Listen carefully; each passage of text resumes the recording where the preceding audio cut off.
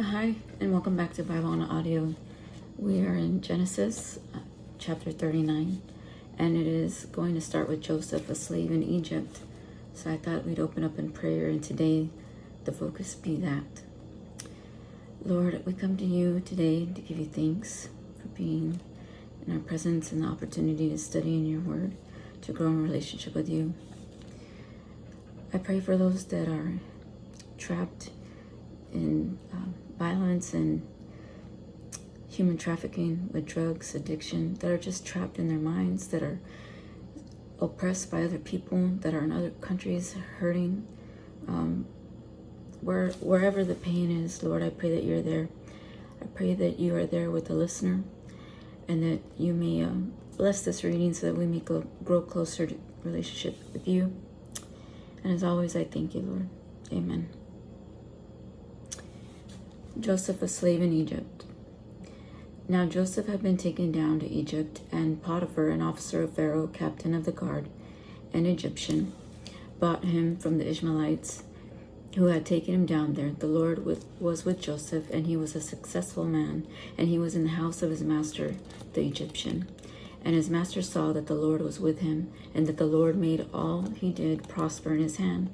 So Joseph found favor in his sight and served him. Then he made him overseer of his house and all that he had put under his authority. So it was from that time he made him overseer of his house and all that he had, that the Lord blessed the Egyptian house for Joseph's sake, and the blessing of the Lord was on all that he had in the house and in the field.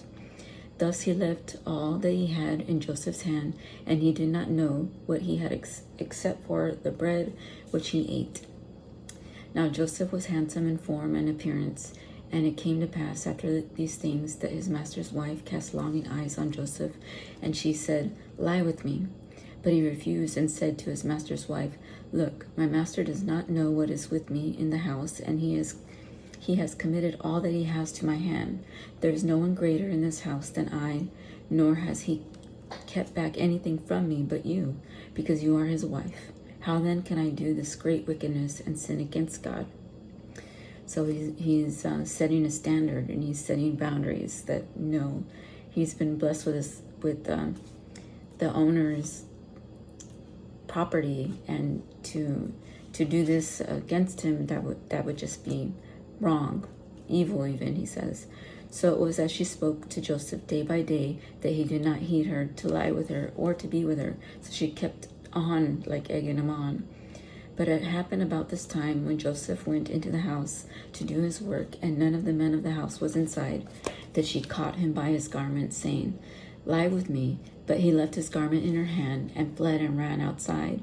And so it was, when she saw that he had left his garment in her hand and fled outside, that she called to the men of her house and spoke to them, saying, "See, he has brought into us a Hebrew to mock us.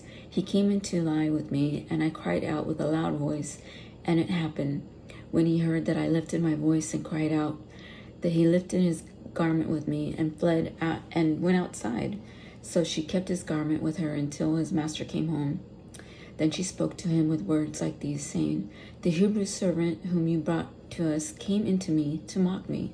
So it happened, as I lifted my voice and cried out, that he left his garment with me and fled outside."